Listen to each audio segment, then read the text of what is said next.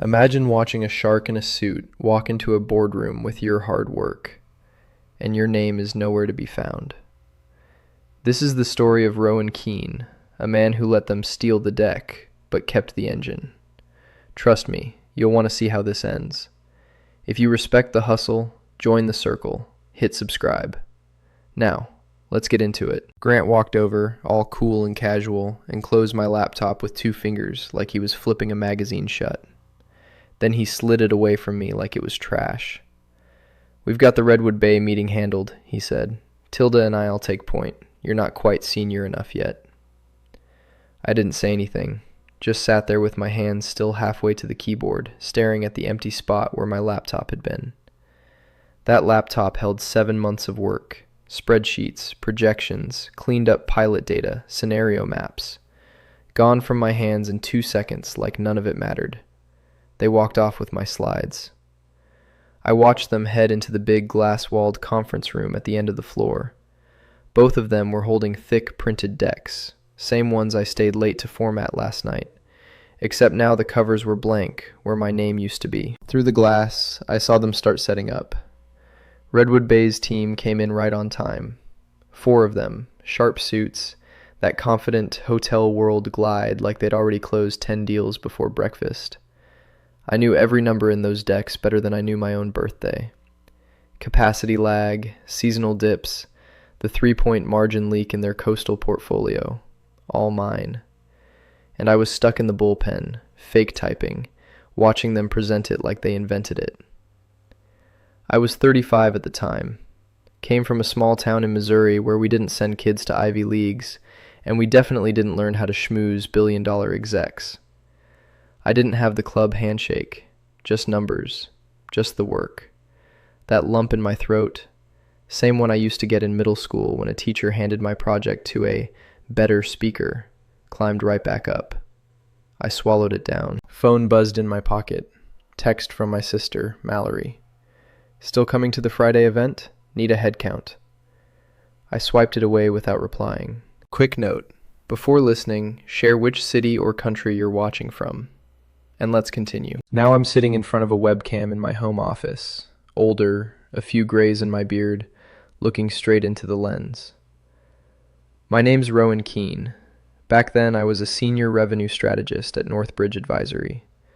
I'm going to tell you how one small, stubborn decision flipped a $15 million deal on its head.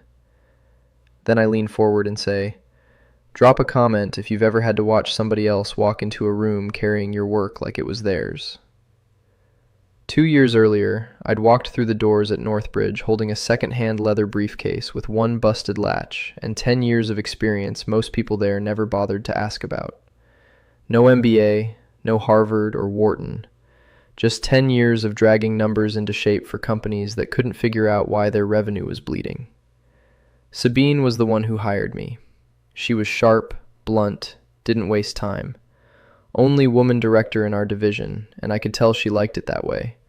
0 competition, 0 nonsense. She sat across from me in the interview and said, "I don't need another guy who can monologue over a PowerPoint.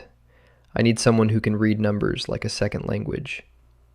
She slid a deck across the table, tapped the cover where a hotel group's logo sat next to the Northbridge branding. Redwood Bay Holdings. We've chased them for years, always just short of closing the deal.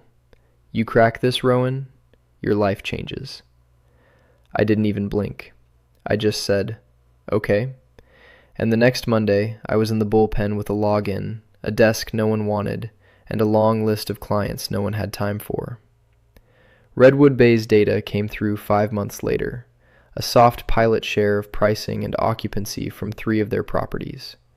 The files were a mess. No filters, inconsistent time frames, some spreadsheets in European formats, a few handwritten margin notes scanned and dumped into a zip folder. I didn't complain. I went quiet and started cleaning. And then, one night around 9, I spotted it. A small, persistent mismatch between booking demand and room pricing around their shoulder seasons. Weekends priced too soft, midweek over-optimized, suites sitting empty while cheaper rooms overbooked. Spread across all properties, they were quietly bleeding about $3.4 million a year. I built what I started calling a revenue stabilization sequence. 9 exact steps that realigned how Redwood Bay priced rooms, shifted capacity buffers, and adjusted for changing demand without wrecking active revenue. I told Reed about it. He worked in revenue modeling and had the only other brain in the office that actually cared about math more than politics. He started staying late, running Sims with me until the janitor flicked the lights. "We should name it after ourselves," he said once, grinning. I shook my head. "Man, I'm just trying to pay rent." One night, Sabine leaned on the edge of my cube, watching me build another scenario map. "Send me a rough concept deck," she said. "Just the top line. I want to float it with leadership, see if they'll take it seriously." I was flattered. I sent it the same night, didn't even watermark it, still thought she had my back. Weeks later, I'd see the forward chain in some nested email folder, her message to Grant reading, "Thought you'd want to socialize Rowan's idea with senior leadership." No CC, no warning. But right then, I didn't know any of that. I still thought this was a team. I missed Mallory's birthday that month. She sent a photo, her, a cupcake, an empty chair. Caption said, "We'll save you one next year, if your job lets you exist." And when we heard that Redwood Bay's COO, Dr. Laurel Sargent, wanted an in-person strategy session, the office lit up like we'd won a championship. People started polishing their shoes and fixing their resumes. We all knew what it meant, and I knew exactly what I'd built. The prep meeting happened 3 days before the Redwood Bay session. We were in one of the smaller conference rooms, the kind with a long table and glass walls that made everything feel like a fishbowl. Grant stood at the front with a clicker in his hand like he was hosting a TV show. He paced back and forth in front of the screen, talking about narrative arcs and executive presence while flipping through slides I had built line by line. My revenue flow diagrams lit up the screen behind him, the same charts I'd spent weeks refining, and he pointed at them casually like they came out of his own brain. "What we want here," he said, tapping one of the charts with the laser pointer, "is a story that shows Redwood Bay how Northbridge can guide them through a smooth transition." I sat at the table with a notebook open, watching him explain my work to a room full of people who assumed he created it. Nobody corrected him. After the meeting ended, people packed up their laptops and filtered out into the hallway. Sabine caught my eye and motioned toward the break area. We stepped aside near the coffee machines, where the noise from the bullpen wouldn't carry. "Rowan," she said, lowering her voice. "Leadership wants senior faces in the room for the pitch." I already knew what was coming. "You'll be on standby," she added, "in case they have deeper questions." Corporate language had a way of dressing things up, but I understood the translation perfectly. Stay available, stay quiet, stay out of sight. I kept my voice calm. "How exactly are they planning to answer detailed questions about demand curves or capacity triggers without the person who designed them?" Sabine shifted slightly and glanced toward the hallway instead of at me. "Grant and Tilda are experienced presenters," she said. "They'll manage the discussion." That was the moment something cold settled in my chest. That night I sat alone in my apartment kitchen with a takeout container going cold on the counter and a legal pad in front of me. The overhead light hummed while I flipped through the printed slides. The deck had the big pieces: projected savings, timeline phases, clean visuals showing how revenue would stabilize across properties. But the core of the model, the actual mechanism, lived inside the 9-step sequence I'd built. Without that sequence, the plan was just a promise. I stared at the pages for a long time. Then I picked up a pen and started crossing things out. The 9 steps stayed off the slides. I left the big picture intact, the outcome, the projections, the timeline, but the engine itself stayed with me. Next morning, Reed noticed the trimmed version when we were reviewing the deck. He leaned back in his chair and gave me a long look. "You're holding the heart of it back," he said quietly. "I'm holding the part they can't explain without me," I answered. Reed rubbed the back of his neck and let out a slow breath. You realize you're taking a serious risk. Maybe, I said. But if everything starts to come apart in there, they'll know exactly who can put it back together. He stared at me another second, then nodded once. Then make sure you're ready to walk in when it starts burning. That same week, Mallory called while I was still at my desk after dark. You're skipping the family weekend again? She asked. I'm close to something big, I said. 2 bad decisions and I miss my only shot. She was quiet for a moment before answering. Just don't lose yourself over people who'd forget your name on a slide. The morning of the meeting, I watched through the lobby glass as Laurel Sargent walked in. Short gray hair, straight posture, fast stride. She looked like someone who had 0 patience for showmanship. Sabine stopped by my cubicle a few minutes later. Keep your phone on, she said. Be ready if we need data, but stay at your desk unless we call you. I gave her a small smile, like that sounded reasonable. Then Grant and Tilda picked up the polished decks and headed into the conference room. I watched the door close behind them while my stripped-down sequence sat inside those folders. And I waited. Through the glass wall, I watched Grant doing his usual walk and wave like he was hosting a talk show.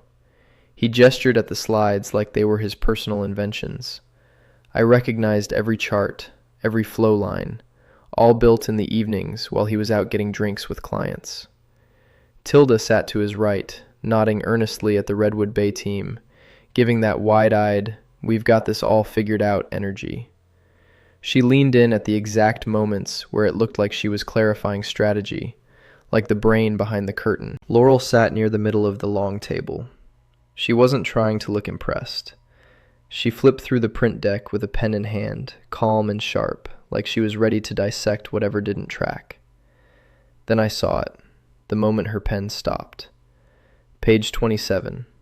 The section where the stabilization sequence should have started. Her brow twitched just a bit. That's all. No outburst, just a signal. Then she started asking questions. I couldn't hear her, but I didn't need to. I knew the rhythm. I'd asked the same ones to myself 100 times while pressure testing the model. Grant paused, flipped backward, flipped forward, landed back on the same chart. He pointed at it again like saying it louder might make the answer appear. Tilda sat stiff. Her hand didn't go near her pen.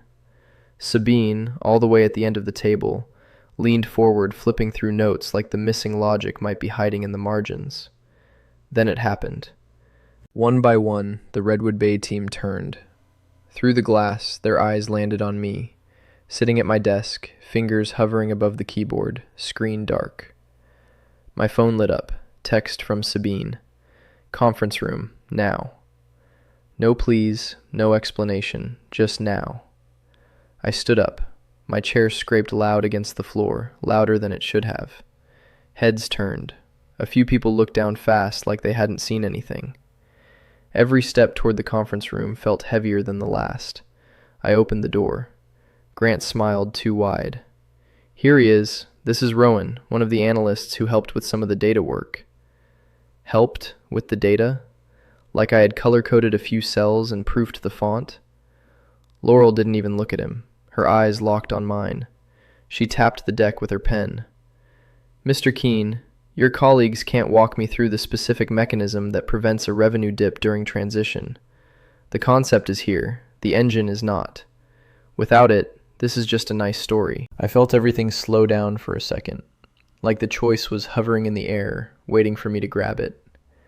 I sat down, not near the door, not near Grant. I pulled out the chair next to Laurel.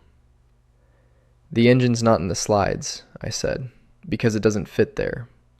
It's a 9-step revenue stabilization sequence I designed specifically for Redwood Bay's booking and pricing system. She didn't blink. You designed the full model? Yes. The air changed. The Redwood Bay team went quiet. Even Sabine stopped flipping pages. For the first time that day, I wasn't outside the glass. I was exactly where I belonged, at the table. For the next 20 minutes, I owned the room. I stood at the whiteboard, sketching out the 9-step sequence with a dry erase marker, breaking it into phases like I'd practiced 100 times in my head. No jargon, no showboating. Just clear signals, clean triggers, and straight talk about how Redwood Bay could realign pricing without tanking their revenue. Their head of ops leaned forward, asking about elasticity models on midweek bookings. I walked her through the math, using real examples from their portfolio. The revenue lead pushed back on transition risk between steps 4 and 5. I answered before he finished the sentence. By the time I hit step 7, I could see it. That look people get when they realize you're not guessing. I knew their business. I knew their pain points. I wasn't selling anything. I was solving a problem they hadn't been able to crack. Grant didn't say much. Sat 2 seats down, eyes tight, hands still. The one time he tried to throw in a line about executive continuity, Laurel nodded politely and redirected the question straight back to me. Sabine scribbled notes, but even she stayed mostly quiet. When I finished, Laurel stood. "Thank you all," she said to the room. Then she turned and looked straight at me. "Mr. Keene, if Redwood Bay proceeds, I will expect you to be our implementation lead and primary contact."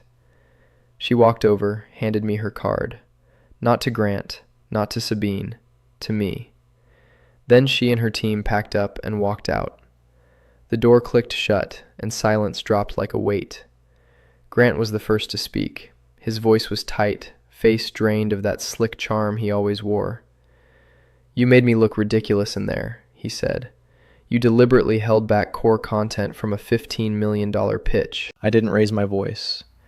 I focused on what needed to be explained live. I built the sequence. I knew the questions would come. He slammed his hand on the table. "This little stunt is going to cost you more than you realize." I didn't flinch. Back at my desk, a calendar invite popped up. 4:30, conduct review. From Darcy in HR. Attendees, Howard, Darcy, Sabine, Grant. I had 3 hours. I used every minute. I printed emails, early threads where I called out the inefficiency, spreadsheets showing the progression from draft to model. I dug through old OneDrive folders, found internal notes with Sabine's initials on them where she called me the architect of the Redwood model. Then I found the thread. An old email chain from 5 months ago, buried under other project folders. Sabine had forwarded my concept deck to Grant. "Thought you'd want to socialize Rowan's idea with senior leadership." No CC to me, no heads up. Just a quiet handoff. My chest tightened, but my hands stayed steady. Reed glanced over when the stack on my desk started growing. He swiveled his chair around and nodded toward the pile. "Whatever happens," he said, "don't walk in there empty-handed." 10 minutes before the meeting, a new email hit my inbox. Forwarded from Darcy. Original sender, Laurel. She'd written to Darcy directly, copied Howard. "Rowan Keene's model is exceptional. If Redwood Bay moves forward, he must be the lead. I want that formalized. If he's sidelined, we may reconsider." I read it twice. Then I slid it into the folder with the rest of the evidence, closed the flap, and stood up. I didn't have time to feel angry or proud, just focused. I straightened my sleeves, picked up the folder, and walked toward the meeting room. At 4:30 sharp, I walked into Howard's office. Big rectangular table, blinds half drawn, the kind of light that made everything feel surgical. Howard sat at the head of the table, his expression unreadable. Grant and Sabine were on one side, already locked in with folded arms. Across from them sat Darcy from HR and Corinne, our general counsel. Sharp suit, sharper eyes. The door clicked shut behind me. No small talk. Grant jumped in like a man already on fire. He deliberately withheld critical elements from the Redwood Bay deck. $15 million opportunity on the line, and he sabotaged it to make leadership look bad. Howard didn't blink. "Rowan, is that true?" I kept my tone steady. "What's true is I designed the entire Redwood Bay solution from the ground up, and 3 days ago, I was told I wasn't senior enough to be in the room." He leaned back slightly. I opened my folder and started laying out pages. Emails, draft notes, charts with version history. I slid them across to Darcy, who immediately started stacking them by date. Her face didn't move, but her eyes narrowed as she read. Howard leaned forward again. Why wasn't the full sequence included in the final deck? Because I knew I'd be cut out of the room, I said. And after years of watching other people take my work and walk it into promotions, I wasn't going to let it happen again. That 9-step sequence? It only works if it's explained by the person who built it. Silence stretched. Just the shuffle of papers in Darcy's hands. Then Corinne leaned in. You understand, she said slowly, that withholding key information, even as leverage, is a serious conduct issue. Grounds for termination, if we wanted it to be.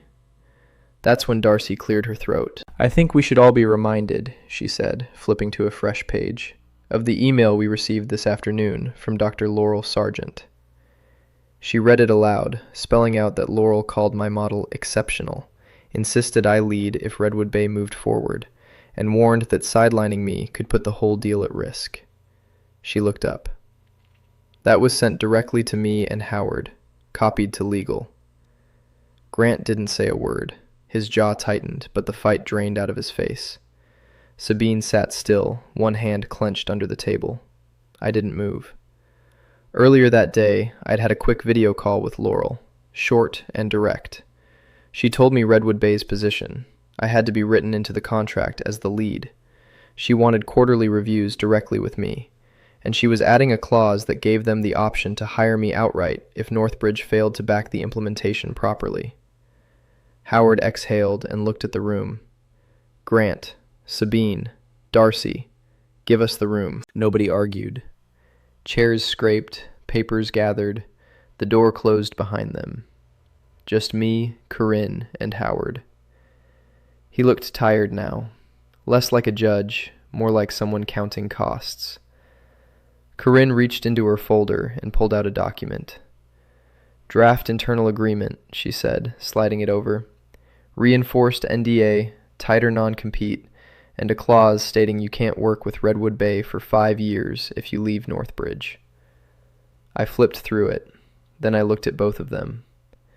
I'll say this once, I said. That might look smart on paper, but Laurel already told me she wants the option to bring me in directly if this place fumbles the ball. I'm not signing anything that traps me from a client who requested me by name. Howard stared at me. Then, finally, he nodded. Here's the reality, he said. We can't afford to lose Redwood Bay, and they clearly want you. So you're going to lead the project and report directly to me. If you deliver this contract and the rollout, we'll revisit your role and your compensation. I nodded once. I'll deliver it, but I won't let this company leash me while pretending to promote me. That's when I saw it. A flicker of something in Howard's eyes that wasn't annoyance or authority. It was respect. 1 week later, Howard called an all-hands meeting. Big boardroom, standing room only. People leaning against walls with coffee cups and half-interested faces, probably expecting another dry update about quarterly numbers. Instead, he stepped up and said, Northbridge has officially signed the full $15 million engagement with Redwood Bay Holdings. Applause broke out all at once. People clapped, some cheered, a few exchanged finally glances. Then Howard continued. We've also named Rowan Keene as Director of Revenue Architecture. He'll report directly to me and lead the Redwood Bay implementation as project head. The room shifted. Some people clapped louder. Others paused, looked over at me like they were seeing a stranger in their midst. I nodded once, didn't smile, just stood still and let the weight of the title land. I caught Grant across the room. His face didn't move at first, just that frozen grin he used when the cameras were on. His hands clapped, stiff and slow, like they were under protest. Tilda's expression was even worse, her applause soft, calculating, like she was trying to figure out how dangerous I'd just become. Later, by the coffee machines, Grant slid in beside me like we were old friends. Don't get too comfortable, he said. This company has a long memory. I didn't look at him. I just sipped and said, So do I, and I've started documenting everything." He didn't have a comeback, just that twitch in his jaw. I added, "My first move as director? Audit project attribution. Going forward, the names on the work match the names on the deck." His mouth stayed shut, but his eyes flinched. That week, I sat down with Howard again to lock in the structure. I wanted my own team, not handpicked by Grant, not filtered through performance reviews. I gave him 4 names, Reed, obviously, and 3 other analysts who'd been stuck building decks for people like Tilda while their own ideas got buried. Corinne joined one of those meetings. She was still pushing the original internal agreement, restrictive clauses, long non-compete windows.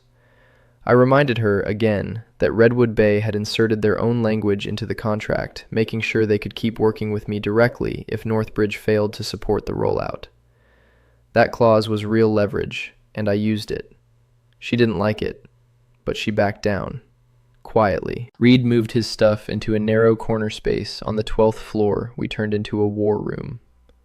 We whiteboarded rollout timelines, lined the walls with client-side needs, staffing requests, integration steps, and known blockers. It looked nothing like the sleek conference rooms Grant loved, but it worked. One afternoon, Sabine stopped by and asked if I wanted to grab coffee.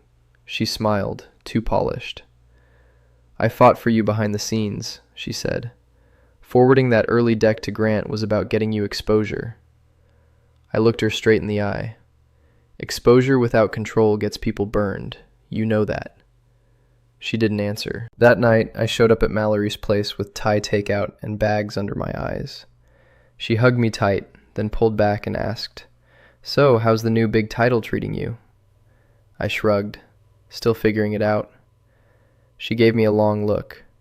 "You've talked more about pay bands and staffing models tonight than sleep or food." I opened the containers, tried to brush it off.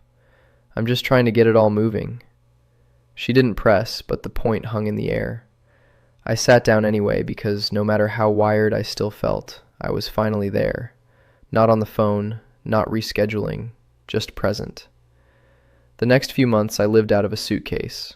Airports, shuttles, hotel conference rooms with broken coffee machines and paper-thin walls. I walked Redwood Bay's regional teams through the rollout, one property at a time. At one of their older coastal hotels, I held the first on-site session. The carpet smelled faintly like salt and bleach. Laurel showed up 5 minutes before we started and took a seat in the back row without saying a word. I didn't perform. I explained. "We're not flipping everything at once," I told the group. "We're smoothing transitions, testing each phase, locking in what works before we move." I used simple terms: busy weekends, soft weekdays, pairing suites with upgraded breakfast packages, avoiding empty rooms in peak season without chasing off loyal guests. They listened. And when I laid out the math behind it, not buzzwords, just data-backed results, I saw heads nodding. Then the pushback came. One of the senior managers crossed his arms and said, "We've been doing it this way for 15 years. Our regulars expect consistency." I didn't flinch. "And for 15 years, you've been capping out your high season because the midweek gaps drain your staffing ratios and drive up costs. Your regulars will stay if you make the change invisible on their end and meaningful on yours." Nobody jumped in to save me. Not Laurel, not anyone. That silence was the test. After the session ended, she waved me over near the lobby bar and offered to grab a coffee. We sat on the worn leather couches near the front window, both still in work mode. She stirred her cup once, then looked at me. "I'll be honest," she said. "Before the pitch, I already knew who you were. I saw your notes in the data room, heard your name in prep calls." I sat up a little straighter. She went on. "Some of that questioning, back in the boardroom, that was intentional. I needed to know if you'd stay a ghost behind the slides or step forward when it mattered." She didn't smile when she said it, just added, "I don't work with ghosts. I work with people who can stand in front of their work." Back at Northbridge, the quiet pushback started. A project coordinator forgot to CC my team on an email to Redwood Bay's finance team. I replied all with a correction and made sure the right names were looped in. An internal newsletter listed Redwood Bay as a major win for the Enterprise Solutions Group, no mention of revenue architecture. I emailed the comms lead with 2 bullet points and a PDF of our org chart. The next version listed my team by name. Mallory called one night from a bus, bouncing between her volunteer events. "You ever gonna stop talking about hotels and actually show up to one of my fundraisers?" "I swear I'll make the next one." She laughed. "You've said that 3 times. I'll believe it when I see you." Reed kept things steady on the back end. He caught a pricing variable error before it hit the client doc, flagged it, and fixed it without drama. After that, I made a point of putting his name front and center whenever we sent out something airtight. Late one night, I was alone in a hotel gym, staring at myself in the mirror between sets. Sweaty shirt, tired eyes, mind still racing. And I realized I wasn't just fighting for myself anymore. I was building a room someone like me could walk into through the front door. 6 months in, I walked back into Redwood Bay's headquarters with a fresh deck and numbers that told the story louder than any pitch. Revenue wasn't just stable, it was sitting about 7% higher than our original projections. Occupancy efficiency was up. Seasonal volatility was down. The properties weren't just surviving the change, they were outperforming under it. Laurel and their CFO sat across the table, flipping through the printouts as I walked them through the results, site by site. I watched it happen, the moment their shoulders dropped, just a bit. The kind of shift you only see when risk starts turning into gain. They'd bet big. It was paying off. After the meeting wrapped, my team filed out for a late coffee run, already talking about the next implementation wave. I started to follow them, but Laurel tapped her pen twice on the table. "Rowan, hang back a minute." The door shut behind the last person, and she didn't waste time. "We're considering building a new internal role," she said. "A portfolio-wide revenue strategy lead.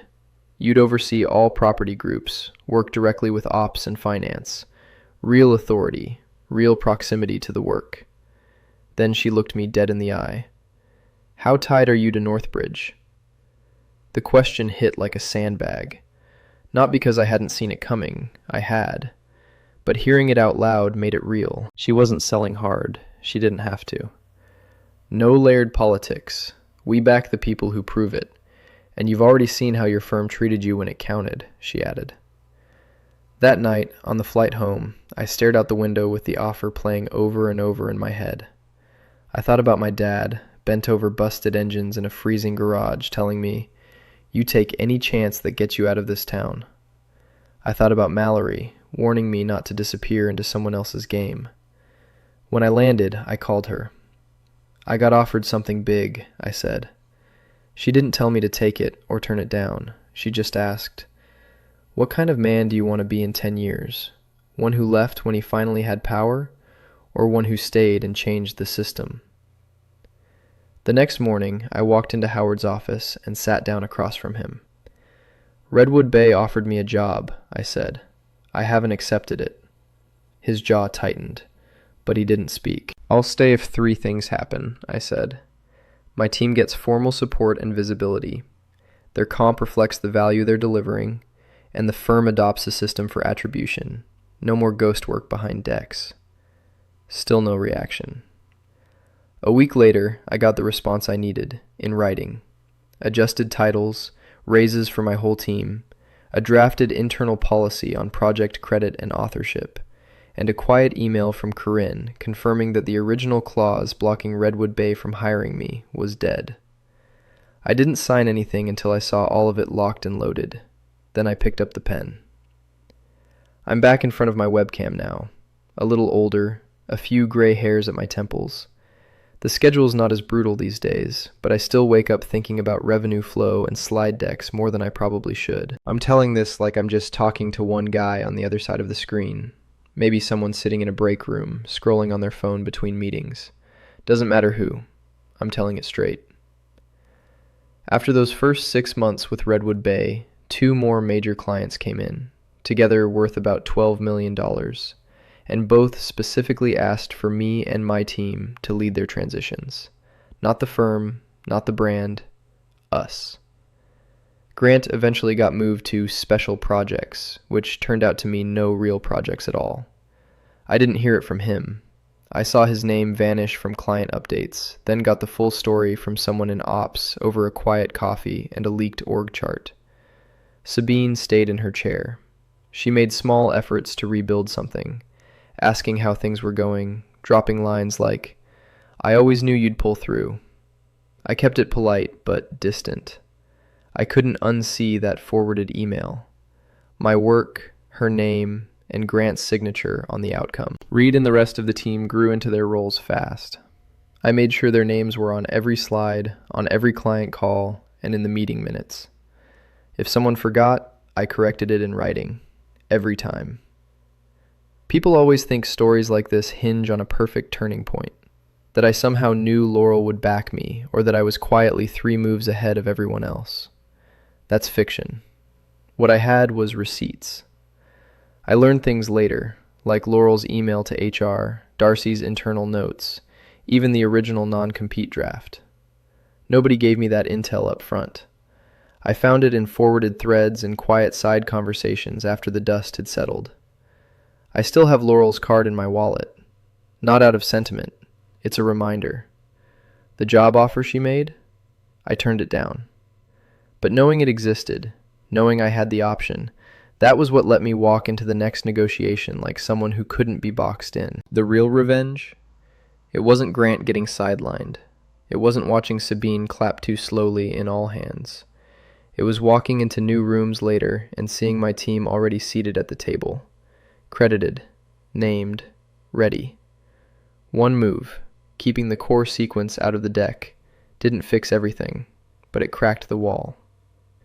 So if you're watching this, and someone's walking into a room carrying your work like it's theirs, keep records. Stand up once. That's all it takes to start flipping the script. Drop your story in the comments. I want to know I'm not the only one who's had to fight for their name on their own work. Before you click away, when your work gets stolen, do you stay quiet or push back? If you've got hype, tap it, subscribe, like, and drop comment or your story.